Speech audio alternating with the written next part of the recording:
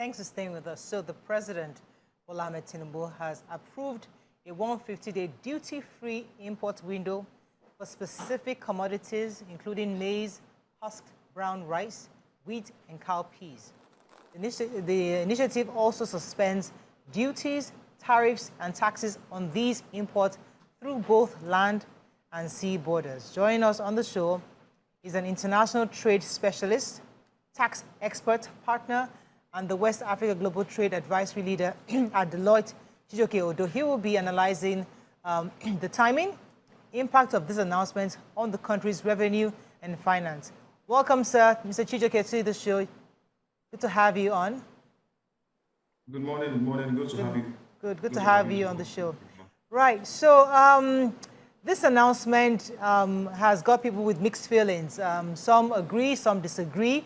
But let's go back to the genesis. One of the measures the president had put in place when he came into administration was to see what we can do to strengthen the naira. And many of these things, policies were put out there to help force internal and local production of goods and services. But unfortunately, the reverse has been the case because some of these supplies we couldn't meet our demands. What are your thoughts on the original policy in the first place? Was it right or was it wrong?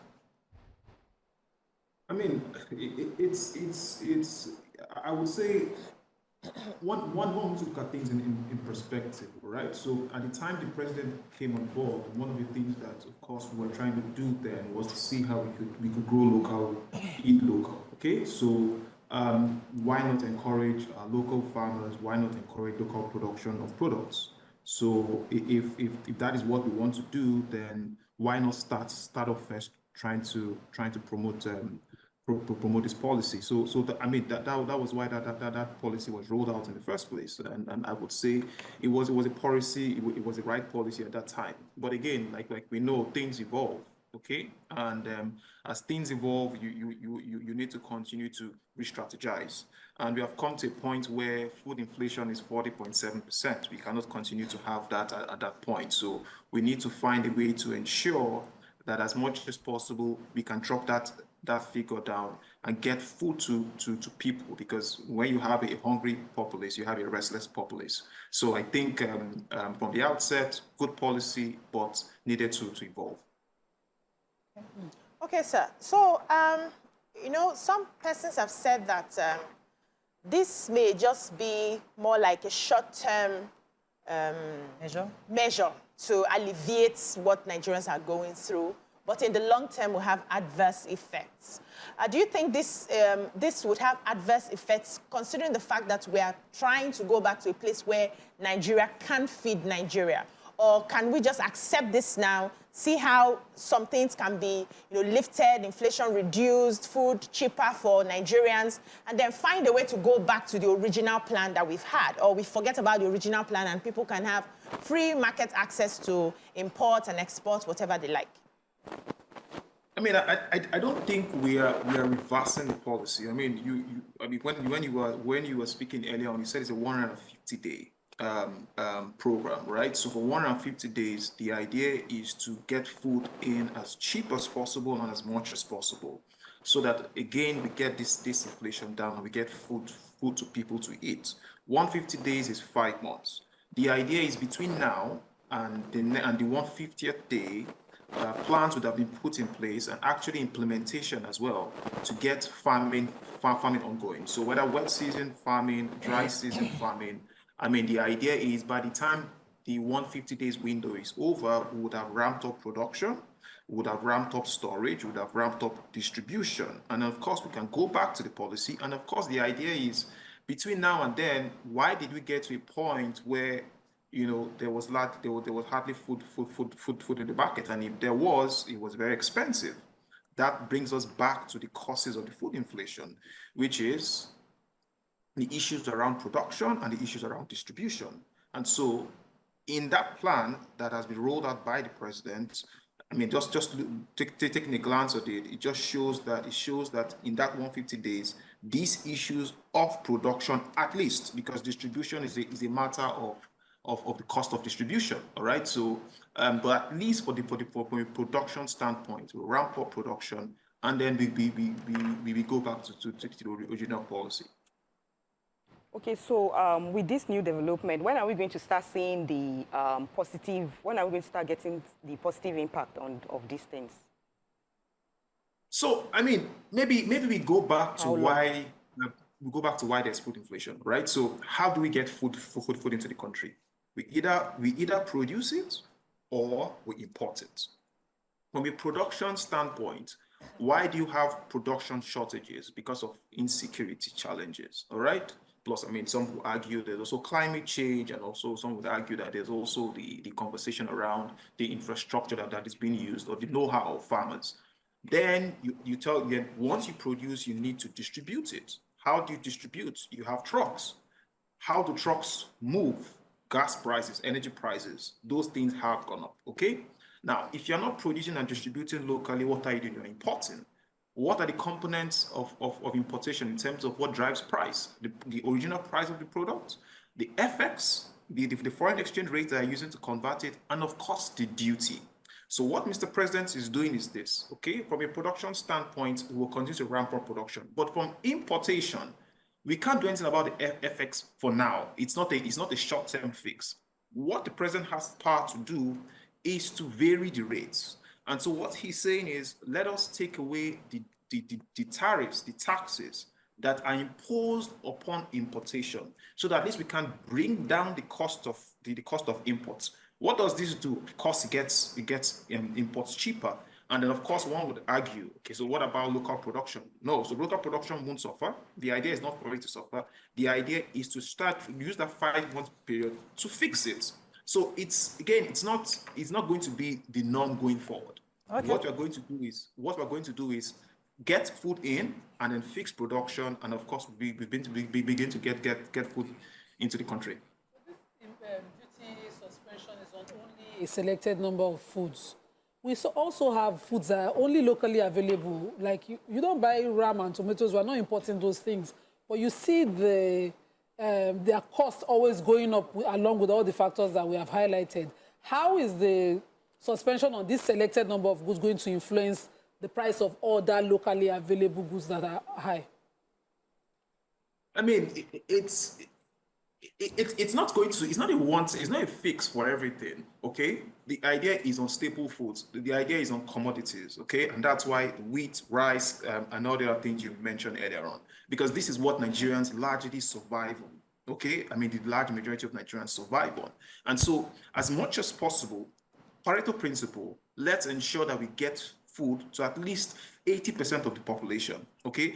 I mean, the other 20% are those who probably be a lot more sophisticated in how they eat. But if you also look at it, the sophistication is also derived from these basic items, all right? So whether it's rice or whether it's wheat, I mean, your spaghetti as well, they're all derivatives. So it's about ensuring that we can get the primary products that form the basis of our healthcare, of our nutrition in the country, okay? We can't continue to have this continue to be scarce in the market. We cannot continue to ensure that have this unavailable to people. So we need to feed the people. If people are hungry, there will be restlessness, and that is not what the country needs at the moment. Let me ask you a question, because usually when people look to government, they always expect that government should have the answers. You know, that's why you're elected or you're appointed, because you should know. So people think that, or do we want to ask that, why wasn't this done in the beginning, where you give that 150-day window for importation of these things and also shoring up with production? Because doing it after is like you do a policy, realize that, oh, this has increased food prices down, let me go backwards. So when we have that up and down, going back and forth of policies, people now begin to lose trust in government, thinking that, do they really know what they're doing? They're testing this every game. Let's see how it's going to be effective. So we always expect that government just knows. So do you have an idea why this wasn't implemented or thought about in the beginning to give that window for the importation of goods to show up our reserves on this? I mean, I don't know the ins and outs of what's going on within government, but I mean, what we can imagine is that government tried to do something and it wasn't working, and of course they tried to do something else. And like I said earlier on, it's about evolving plans, evolving strategies, and continue to change. Could they have acted sooner? Maybe, Do we have the facts of the case? We don't. Okay. Should we have the facts of the case? Maybe. I think so. We should. I mean, I think the people should be informed about what government is doing and what plans government have in place. So the kind of questions that you're asking, we already answered them ourselves. So if we had a very clear idea of what government wanted to do from the outset, and government said we want to do this after 30 days or after 6 months or after 1 year, it would have been easy for us to track progress or easy for us to know whether government should have acted sooner.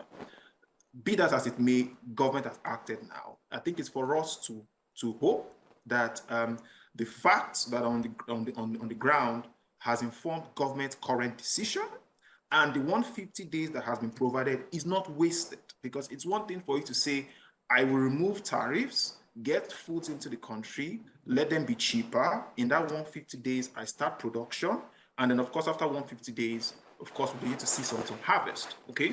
If we waste that 150 days, then we will come back here sometime next year to say we want to do another 150 days. Yeah. Now, for the local farmers, the question is, okay, are you trying to encourage us to produce, especially for those who are still trying to thrive despite the challenges? We cannot come back here again. 150 days should be 150 days, and we should ensure that everything is done to make sure that we go back to production and, of course, bring back the tariffs. Because remember, those tariffs are also going to impact our revenue.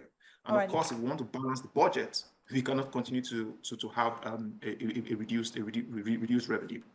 Let me go on a very short break. When we come back, we continue this conversation with you. Stay with us. We'll be right back.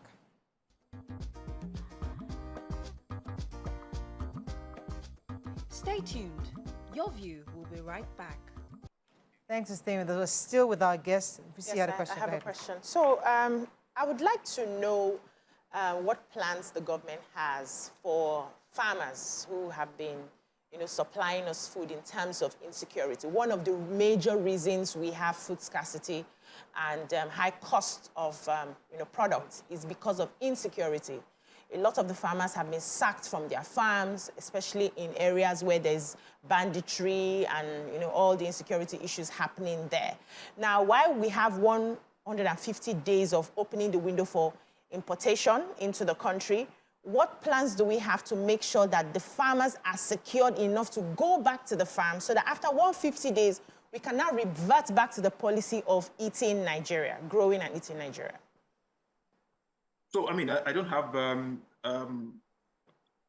elaborate information from the government in terms of, what they want to do to ensure that the farmers are able to go back and, of course, start production. But I know that just looking at a quick highlight of the news yesterday, also talked about the role of the military, okay, in ensuring that we can at least secure the routes in which the production is moving, and of course, as much as possible, secure farmers in their farms. Of course, not everywhere can be secured in 150 days. All right, the issue of insecurity is one that has been with us for a while, so it's going to take a while. I think what government needs to do is ensure as much as possible that the insecurity does not go beyond what it is today. So you gradually begin to reduce the level of influence of these agents of insecurity, and as much as possible, see how you can get farmers. But I think what's also important that government also needs to do is to empower the farmers, encourage the farmers. So buy as much as possible, buy off crops from these farmers. I mean, you hear issues around farmers producing, and because there's no off-taker, the products are actually rotten at farms. So one of the things that government can do, as well as empowering the farmers, is also be an off-taker. Okay, I know that I also, just thinking about the news yesterday, one of the things the government also wants to do is to restock the reserves. Remember, sometime last year or early this year, the president approved the release of the reserves, in the Federal Reserve. So of course we need to restock and potentially restock more than the levels we had. But I think those are the two main things that I think the government needs to do in immediate. I have a call from Bashir, who's calling from Abule. Thanks for calling, Bashir. Go ahead, please. Good morning, Morayo. Morning, sir. Thank you. So it's like this decision of Asiwaju is being long overdue. Okay. It's been long overdue. Since all these years, farmers can no longer go to the farm. So now we are pressuring him. People have been saying, open the border. That is the solution to the problem. Farmers cannot work, insecurity everywhere, and you close down the border. It doesn't work out in that way. That is the problem of food scarcity. The bag of rice is about 80,000. So in fact, the decision is very, very good, and I adore him for that. Mr. Bashir, it's a very nice Mr. Bashir, let me Yeah. ask you this question.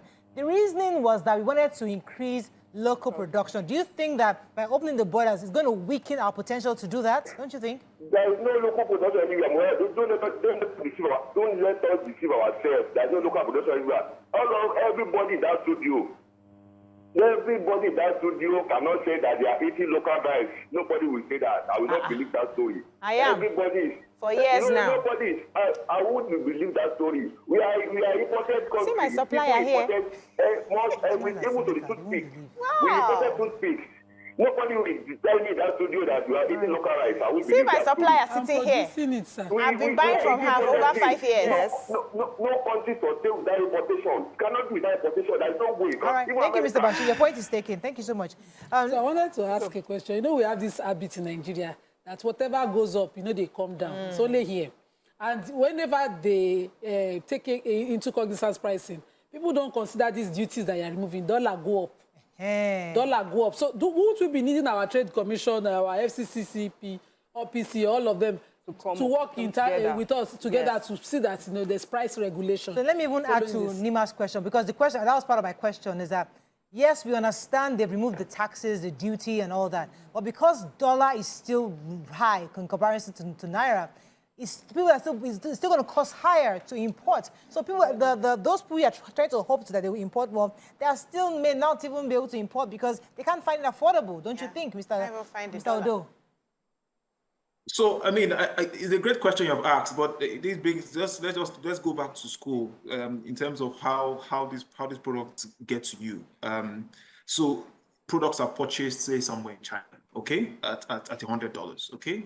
So there's transportation cost. It gets to Nigeria. Of course, you convert it to dollar. Of course, the FX key has been rising, has been trending up over the past couple of days.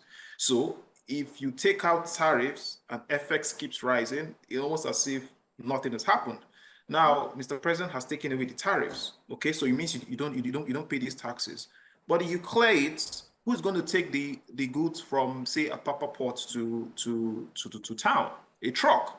A truck is, first of all, has to queue to buy petrol or buy diesel, or as the cost of gas is going up, and then what happens? Okay, so the tariffs that are being saved are not being paid upon these imports, okay, are now being paid either as transport costs, okay, or energy costs, because again, when it gets to your stores, when the food gets to your store, there's somebody there who also has to run power. Yeah. So don't be surprised if, while you think that things should come down, if other factors that affect the price are going up, then you might actually have the exact same price or even higher.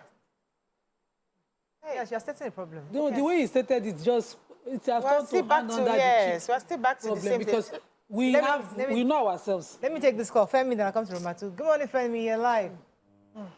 Good morning, gentle ladies. God bless you all. Yes. My take on this situation is that this is an evolving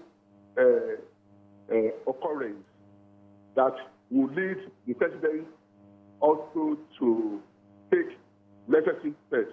And this is a right step in the right direction. But the point is, Nigeria is fertile enough to grow whatever we want to eat throughout the year. But the security situation is terrible. I'm from Ekiti State, and I know the full baskets within Ekiti State is one local government under Ikole local government. But farmers cannot go to the farm to go and cultivate. So the 150 days should not be wasted. And if it is not going to be wasted, then necessary steps have to be taken in order to ensure that farmers can go to their farms, cultivate, and come back home. So the security situation must have to be seriously addressed. Okay. Thank you. Thank you so much. Go ahead, Ramatu. Yeah, so I think the 150 days is quite small, and the fact that recently in the papers, we saw that Dangote was asking that there's 30% interest rates if you want to collect loan from banks and all. So if we are going to bring in importation, we're importing goods. At the same time, we need to boost our local production.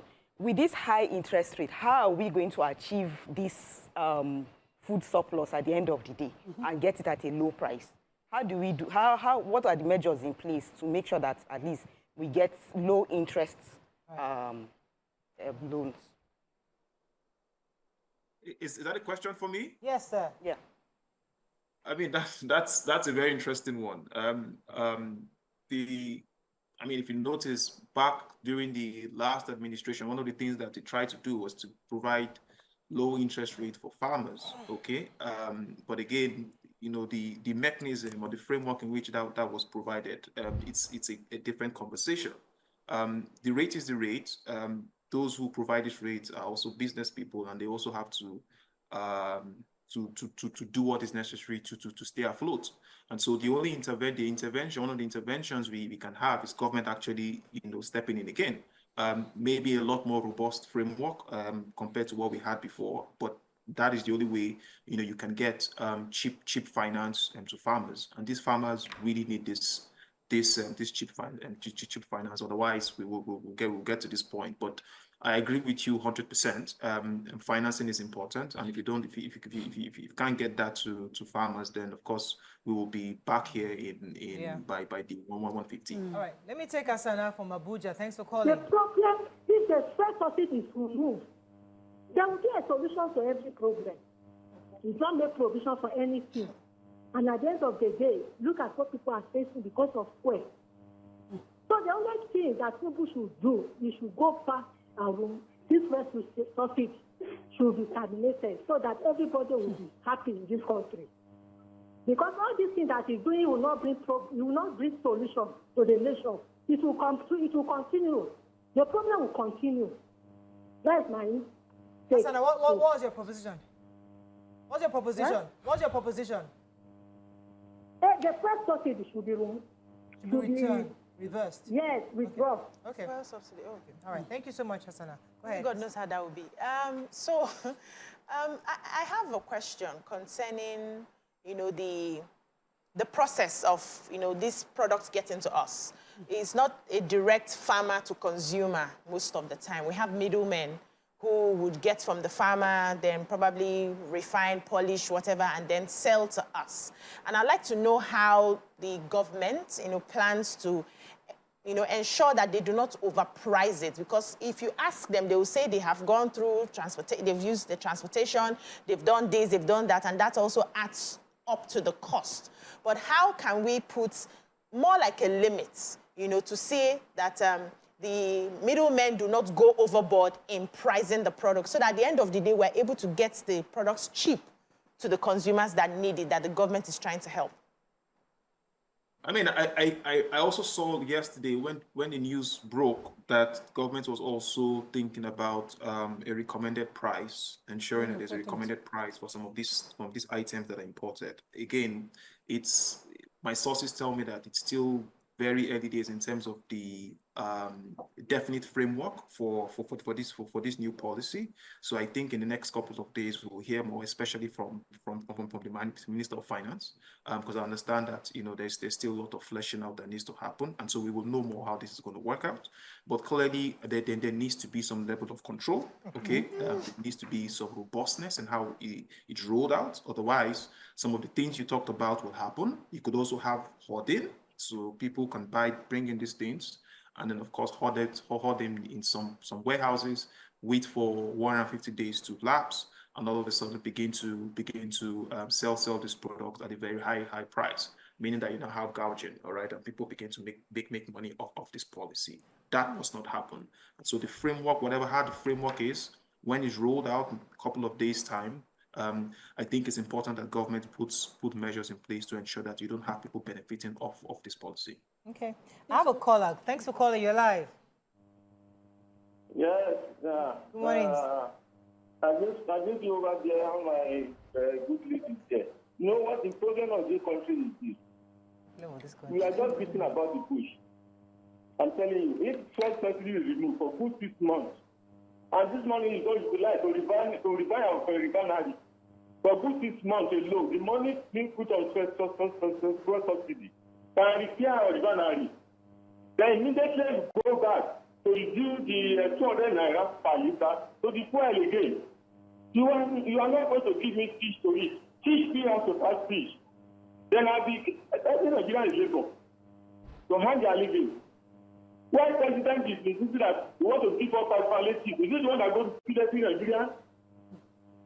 If the first you fall into our problem, let's first go down to 200 naira per liter today. I'm not complaining again. Why is it we are speaking about this wish? We know we have to go. We don't do that. Why? Thank you very much, Wahab. Okay, so one of the things that we've been celebrating is the increased allocation to states because, you know, there's increased revenue generation from taxes. The custom recently celebrated a trillion naira profit within a month from their Papa ports alone.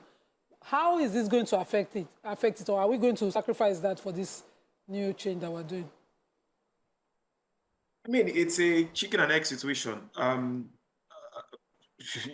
We're crying of hunger in the land, and the government is saying let's get food in. But of course, the government is losing revenue. I think it's a very complicated scenario. Again, when people talk about rising revenue, I think it's important that we also recognize that while revenue is rising, it's also a function of FX. Okay. And at the end of the day, even if you have a lot more naira that is being shared across the subnationals, what is the real value of that naira? Okay, what are the costs of these subnationals? Are the cost of these subnationals in nominal terms or in real terms? Okay, I would argue that a lot of the cost of these subnationals, okay, are imported. So in real terms, are the subnationals actually earning more? Okay, because they have to build bridges, a lot of the components are imported, you know, they have to do all sorts of things. You know, those things are imported. And so when you begin to convert that money into dollars, then of course, maybe one would argue that maybe subnationals don't have a lot of money. But the point is, we need to ensure that if the government is giving up revenue to ensure that we can feed the country, all right, what government has given up is not misused.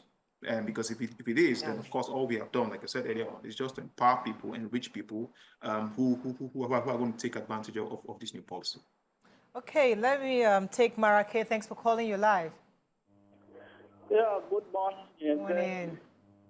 Yeah, thank you for giving me this opportunity. The issue is our food security in Nigeria because of insecurity. And time government was 150 and but I knew not a lot, but that would have been the removal of subsidy. Number one. Okay. We're having issues with Wari. I couldn't hear him properly. Hopefully we can get him called back. But I was going to ask you, in your view, how do you think regular Nigerians can participate in this 150-day window? Because yes, there are people who are importers of these grains, but others are hearing that government has allowed us to have duty-free importation for this first 150 days. How do I participate? Do you think it's something that regular Nigerians can be part of? No, what can they do to cope or hold you? Yeah. And also, no, I mean, again, we need to wait and see the details of the policy. Okay. Again, my sources tell me that things still need to be fleshing up. Okay, so we would know who can import, whether those who report have to be registered and have to be monitored. And then, of course, what prices they're going to sell at, how they're going to store it, how they're going to distribute it, who can buy it, and pretty much controls around ensuring that no one is benefiting from it. But I think, first of all, broadly, it looks like a good idea, good plan, especially within the context of food inflation. But again, we need to wait and see the details of the plan for us to begin to judge and begin to criticize or begin to be too happy about it. So, but I think generally, top line, it looks like a good policy. Have yet another Femi on the call from Surulere. Thanks for calling, Femi. Yeah. Yeah, good morning. Good morning, sir. Yeah, good morning. Good morning. Quick one. Good morning. Can you hear me? Very clearly. Go ahead, please. Okay, great. I'm trying to reach on to the if I give you a good deal. But quick one from the guy on the studio, the analysis the guy is saying something, but I'm not sure he's still clear about what he's saying. Right now, we know what's happening in Nigeria. 150 days is short and a very small day. It's just how many days? 5 months. And I think we should do more better. I usually have been more better as a leader instead of doing all this kind of attitude and all the attitude in it. Okay, well, Femi was, Mr. Chijoke, Femi was trying to say that he believes that the 150 days is too short a window. Do you think there's a possibility that the government will be willing to extend it a bit for Nigerians to be able to import duty-free grains? I think it depends. I mean, even in planning, business planning, you can have a long-term plan. But again, when you're going to give up revenue for a number of years, for a number of months, I think you also want to be careful. You want to see how the plan is rolled out. You want to see how effective the plan is. And if the plan is effective, again, then of course you extend it. But again, remember what we said earlier on. While you begin to import food, the question is, okay, what happens to those who have, against all odds, continue to produce? All right. How does it impact the ability to remain sustainable as a farmer and continue to sell? So government is also has to take into consideration those stakeholders, those important stakeholders, the farmers, who against all odds continue to do what they want to do. So the 150 days is let's try this for 5 months. I mean, I'm not in the room, but I can imagine is what is going on. Let's try this for 5 months. Let's see how it works.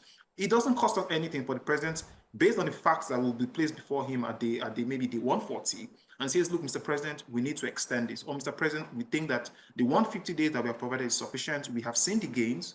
And so let's close this and see how well the farmers can pick up from here. I can imagine that if we need to extend the 150 days, Mr. President will probably be happy to do so. But until then, let's take baby steps. Let's see how the 150 days goes, and then of course we can reevaluate. Let me take Tunde from Ikorodu. Thanks for calling, Tunde.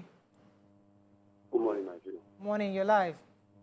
Yeah, please, my contribution is, can we please tell Mr. President, we voted for him, we campaigned for him, we loved him and we still love him. What the step he's taking is wrong sometimes. His priority should be Nigeria. It should not be the Hausa governors or the Yoruba governors. All what you are getting from this subsidy removal should be directly to Nigerians. Why did the same thing? He failed. Don't give it to the governors. They are not doing anything. Governors will go and build over a bridge where we have not given a daily bread to eat. What is the essence of that for the commoners? The president should buy those rice, buy those wheat. He promised that there will be a zealous, he build a zealous in every political zone of this country when he's campaigning. You buy those foodstuffs and keep it there. And those people that want to sell it, they should come and buy from the president, from the government, so that the price control can be there. Mr. Tunde, we live in a democracy, right? There are 3 arms of government. There are different levels. We have the federal, we have the state, and we have the local. Constitutionally, the president, or there's something called the FAC, where they all have that allocation, and constitutionally, they're supposed to divide it amongst the states. So the president cannot then leave his office and then begin to start distributing money to individuals, don't you think?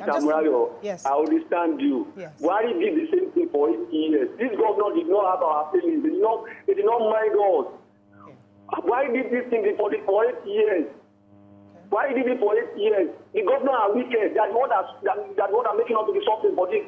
This man increased the allocation for more than 3 times. What are they doing with it? Somebody will go and do a bridge where people are not eating, where people are hungry. Yeah. You go and do a bridge. 10 cars cannot pass in through there. Not that bridge now. There should be a priority for the governors as well. If the president and the government are not telling to win, he should reduce those things that are given to them. You should talk to us directly. Do things to us. We are the Nigerians. Okay. We still love him. We still believe in his ideas. Point taken, Mr. Sunday. Thank you so much.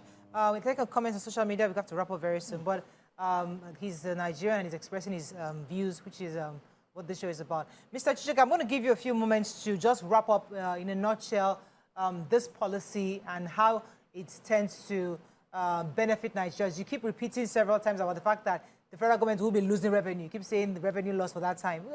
I don't know the estimated amount of revenue they're expecting to lose, but how do you think eventually it will, this 5 months duty-free importation gap would be beneficial to Nigerians? Just give us in a nutshell your thoughts before I take some comments on social media. No, I mean, for me, it's damage control, okay? Because Nigerians are hungry. I mean, from your calls, I mean, just as much as I could hear, because it wasn't so clear, you could hear Nigerians, and I'm not happy, okay? Because there's hunger, and no matter how you put out policies and how much speech you give, the bottom line is I need food on the table. And so something had to be done quickly, and that's why the president has done what he has done. But I think what is most important is to ensure that the gains, if you lose revenue, the gains that you are giving to Nigerians actually gets to Nigerians. The question is, prior to this policy, how much were Nigerians? What did it cost a Nigerian to feed? Following this policy, at the 30, at the 60. Are Nigerians getting this food cheaper? If Nigerians are not getting this food cheaper, then the question is the policy well thought out? And if it is it well rolled out? Okay? And so those are the kind of things we need to look at. But I think what is most important as well is ensure that while you are taking away tariffs, you also bring the other factors that impact these prices down. Because if you don't, numbers, 1 + 1 is 2. If those other factors go up, you realize that the cost of these commodities are going to go up. And the Nigerians are going to call and say, this was a bad policy, please reverse it, because you have also killed the farmers. So it has to be a well thought out policy, and I hope that in the next couple of days, what will be rolled out by the government will be one that will get the price of these products down.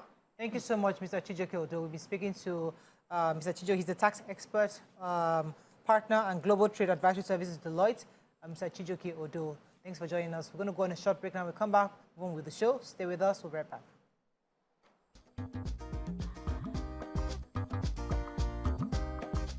Stay tuned. Your View will be right back.